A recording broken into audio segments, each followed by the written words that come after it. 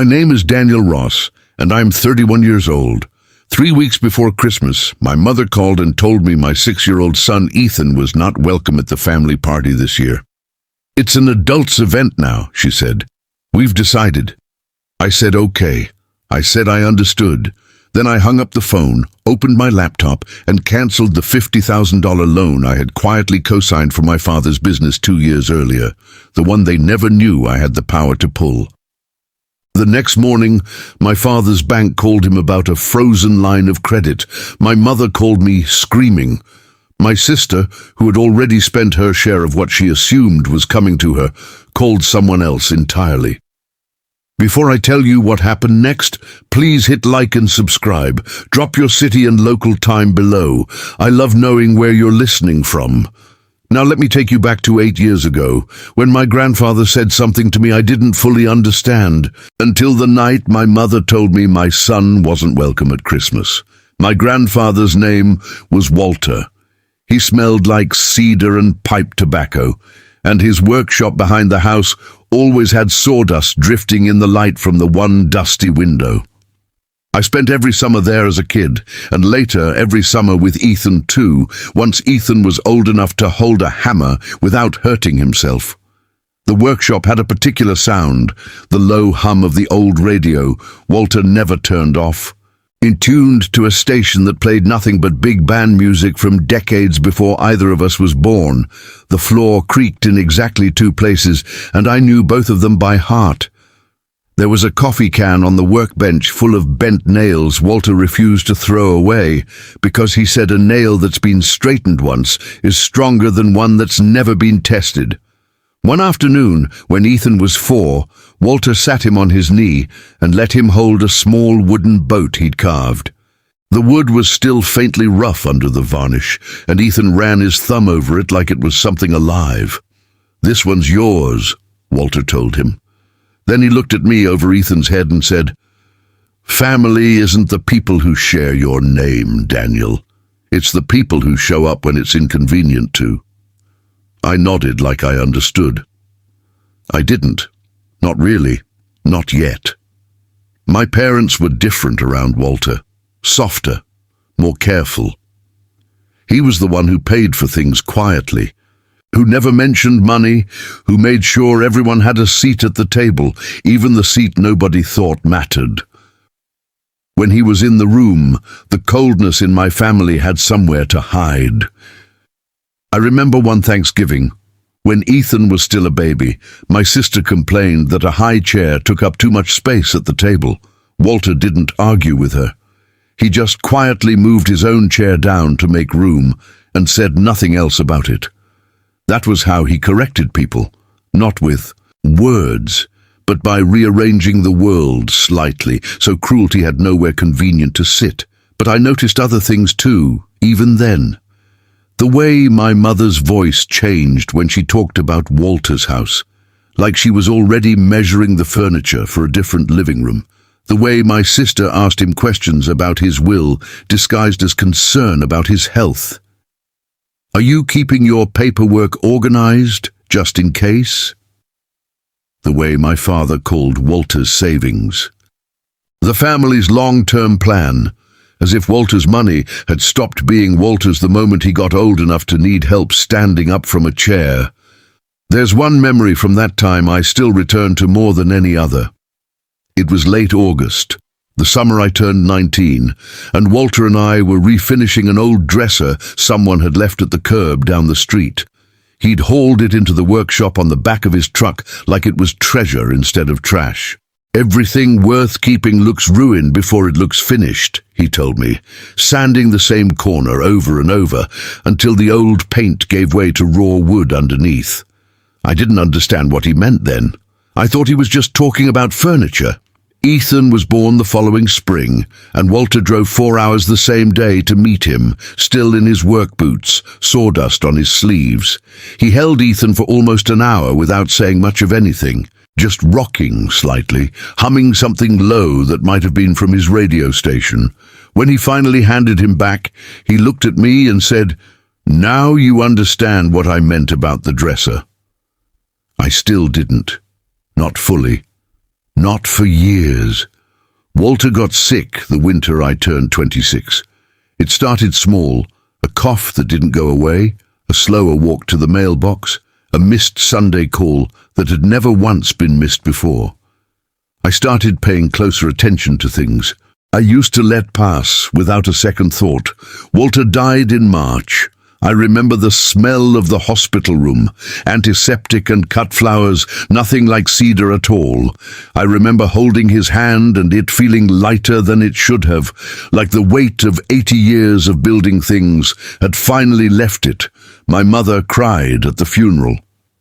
I don't doubt the tears were real, but 3 days later I heard her on the phone with my sister, and her voice had already changed. Brisk. Practical, already moving past grief into arithmetic. We need to talk about liquidating the workshop property, she said. It's just sitting there, dead weight. That's the word they used, dead weight. For the place where I learned to build things with my hands, for the place where Ethan got his first wooden boat, for the place where an old man moved his own chair so a baby's high chair would fit. I said nothing. I stood in the hallway with my hand still on the doorframe and listened. And something in me went very quiet and very still. Over the following months, I watched my family talk about Walter's estate the way people talk about a business acquisition. My father used phrases like asset consolidation and streamlining. My sister asked me more than once, casually, at dinner, in the car, on the phone, what I thought my share might come out to. Nobody asked what Walter would have wanted. Nobody mentioned the boat or the radio or the 2 creaky floorboards or the coffee can of bent nails. I started doing small things without telling anyone. I paid the property taxes on the workshop out of my own account so it wouldn't come up for a forced sale before anyone had time to think clearly. I kept the utilities running so the pipes wouldn't freeze. I told myself I was just being careful, just being responsible. I didn't fully understand yet that I was already choosing a side. One evening I drove past the workshop and saw the porch light was still on, the one Walter always left burning, out of habit, for nobody in particular. I sat in my car outside for almost 20 minutes before I could make myself drive home. At Thanksgiving that year, my father raised a toast to Walter's memory, and in the same breath mentioned that a realtor friend of his had already given a rough estimate on the workshop's value. Nobody flinched. Nobody paused. The toast and the appraisal came out of the same mouth in the same minute, and everyone at the table simply moved on to passing the potatoes. I remember thinking that grief in my family seemed to have a shelf life measured in real estate listings. Somewhere in those months, I realized something uncomfortable. To my parents, I'd become mostly useful, not close, not trusted with anything that mattered emotionally. Just useful. The son who paid bills quietly and didn't ask questions, who could be counted on to smooth things over without ever being consulted about what those things actually were. And once I understood that, I understood something else too. If they didn't see me clearly, they couldn't see what I was doing either. Invisibility, I realized, could be a kind of power. 6 months after Walter's funeral, a man named Arthur Kessler called me. He introduced himself as Walter's estate attorney and asked if we could meet privately, without my parents present. I remember the exact chair I was sitting in when he told me why, a stiff leather chair in an office that smelled like old paper and coffee. Walter had left me the workshop property outright, along with a modest trust. Nothing extravagant, but enough. What he hadn't left me directly mattered more. He had left specific, deliberate instructions that the trust funding my father's business line of credit be structured through a private note that only I, as trustee of a smaller family subtrust, Walter, quietly set up 2 years before he died, had the authority to call due or forgive. He set this up while he still could reason clearly, Kessler told me, sliding a folder across the desk. He said you were the only one who ever asked about the workshop and not the money. I sat with that for a long time. I read through the documents twice, then a third time, my finger tracing the same paragraph over and over until the legal language finally settled into something I could understand. Emotionally, not just intellectually. Walter hadn't just left me a boat and a building. He'd left me the exact lever my parents didn't know existed, one that meant their business, the one they'd leaned on since Walter got sick, was never truly separate from what I controlled. "Does he know?" I asked, meaning my father. Kessler shook his head. "Your grandfather structured it so nobody would know until it mattered. He said, and I'm quoting him directly, 'Let them find out the way they'll understand it best, through the numbers.'" Kessler opened a second folder and slid it toward me. Inside was a single handwritten letter. Walter's handwriting unmistakable, all sharp angles and no wasted ink. It wasn't long. It talked about the dresser. It talked about the boat. It ended with a line I read maybe a dozen times before I could fold it back up. "You always asked about the workshop, not the money. That told me everything about you. I needed to know. Take care of the boy, the way I tried to take care of you." I asked Kessler how long Walter had been planning this. 2 years, he said. Since the first time your parents asked him in front of him what the workshop was worth on the open market. I remembered that conversation. I hadn't thought much of it at the time. Walter apparently had. A week later, at a family dinner, I sat quietly at the end of the table while my mother told my sister. In a low voice, she thought I couldn't hear over the clatter of dishes, the specific number they were expecting once the workshop property sold, and the exact date they planned to list it, the same week as Ethan's Christmas visit, as if the two things were connected in her mind and she didn't even notice they were. I excused myself early that night. I sat in my car in the driveway for a long time before I drove home. That night, I texted Kessler 2 words. "I'm ready." They went to sleep that night thinking the workshop would be listed by New Year's.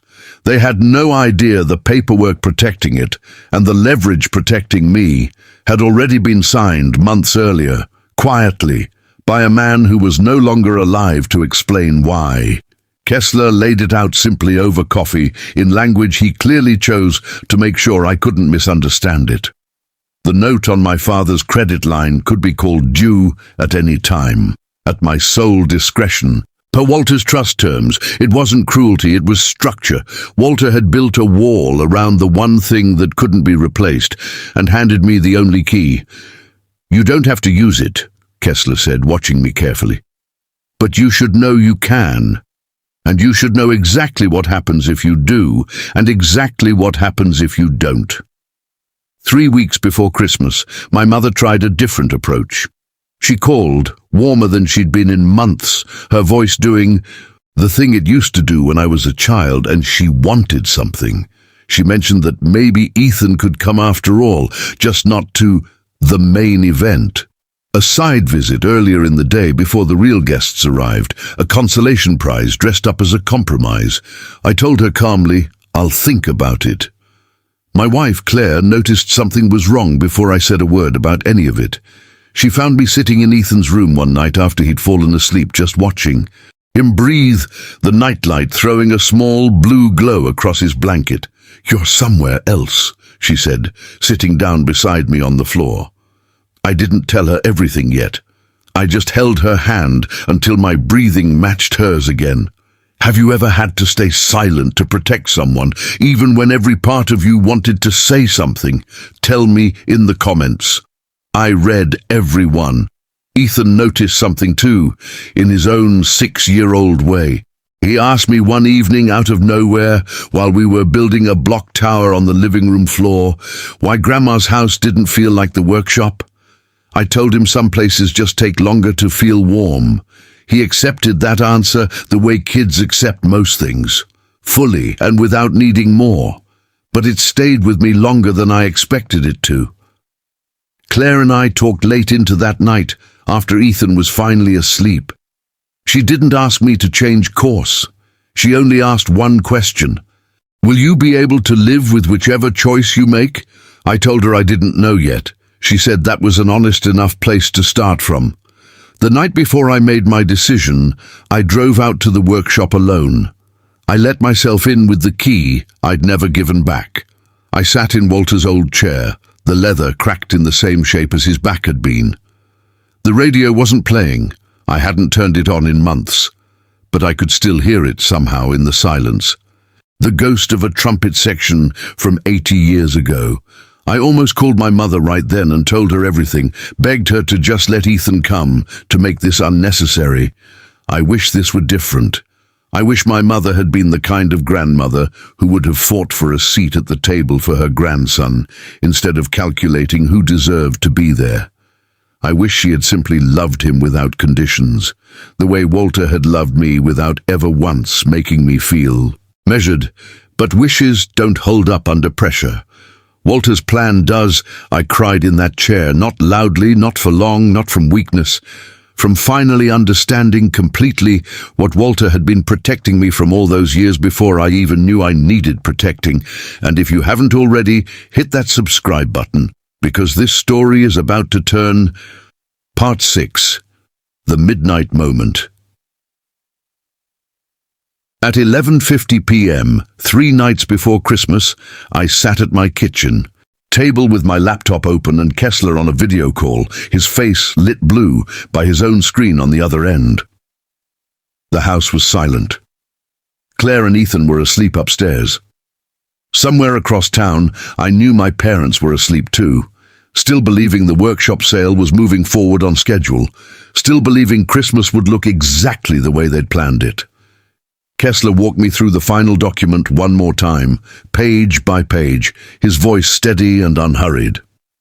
"Once you sign this," he said, "the note becomes immediately payable at your discretion. You understand what that means for your father's business." I understood. I signed my name at the bottom of the page, the pen feeling heavier than it should have. Kessler's voice softened just slightly, the way a professional allows himself to for one sentence, and only one. "Walter would be proud of how carefully you did this," he said. Then the call ended, and the kitchen went quiet again. 12:03 a.m. I'm 31 years old. I'm the trustee of a sub-trust my grandfather built specifically so a 6-year-old boy would never again have to hear that he wasn't welcome somewhere his father was. And across town, my parents were sound asleep, still planning a Christmas party with an empty chair where my son should have been. They'd find out what that empty chair cost them in about 36 hours. Christmas Eve morning, my mother called to finalize details. Which dish I'd bring, what time to arrive without Ethan, as if the arrangement had already been settled and agreed to. I told her calmly that we wouldn't be coming at all. She paused, then said, brightly, too brightly, that maybe next year Ethan could come if things settled down. She looked at me. Even over the phone I could hear it in her voice, like I was still the person she thought I was. I wasn't. I hadn't been for 6 months. That afternoon my father's bank called about the frozen credit line. I pictured him standing in his study, phone against his ear, the color leaving his face, the same study where he used to talk about Walter's savings, like they were already his. My sister called next, her voice sharp and fast, asking if I understood what I'd just done to the family's plans. I told her I understood exactly what I'd done. I don't think she expected that answer. By evening, my mother called me, her voice cracking in a way I'd never heard before, asking what I had done and why and how, and since when I had any right to do such a thing. I told her the truth, calmly, without raising my voice once. Walter set this up. I just signed what he already decided months before he died. There was a long silence on the line. Then she said my son's name, quietly, like she was hearing it for the first time in months, like it had weight she hadn't noticed before. I didn't gloat. I didn't raise my voice. I simply said, "Ethan is welcome in my home, always. I hope one day he's welcome in yours too, without conditions." Then I said good night, and I meant it gently. Walter used to say, family isn't the people who share your name. It's the people who show up when it's inconvenient to. I used to think he meant showing up for birthdays and holidays. He meant something harder. He meant showing up for the people who don't yet have power, especially when it cost you something to do it. My father's business survived eventually, restructured on different terms, with different people involved, leaner and more honest than it had been before. My mother and I speak occasionally now, carefully, like two people rebuilding something from a blueprint neither of us fully trusts yet. Some weeks it feels like real progress, some weeks it doesn't. My sister and I speak less than we used to, and I've made my peace with that. Kessler still manages the trust, and still calls every few months just to check in, more out of habit than necessity. As for me, I still have the workshop. The radio still doesn't work, but I fixed the two creaky floorboards last spring on purpose, because Ethan liked jumping on them, and I liked hearing him do it. He has Walter's little wooden boat on his shelf, and he still doesn't fully understand the story behind it. Someday I'll tell him. Not yet. For now, I take him out there most weekends, and we build small, useless, wonderful things together. And I let him leave sawdust on the floor exactly where Walter used to. I kept the coffee can of bent nails, too. It sits on the same shelf it always has. I add to it sometimes when a nail bends under my hammer instead of going in straight, because I finally understand what Walter meant. A nail that's been straightened once, really, is stronger than one that's never been tested. So am I. I think about Walter every time I hear big band, music drifting from somewhere I don't expect it, a passing car, a restaurant, an old movie on television late at night, and I think some of the most important things you ever inherit aren't money. They're the moments someone teaches you exactly when to stay quiet and exactly when not to. If you've ever had to protect someone you love by staying calm instead of loud, I want to hear your story. Tell me in the comments, and if this story moved you, subscribe. There are more to come.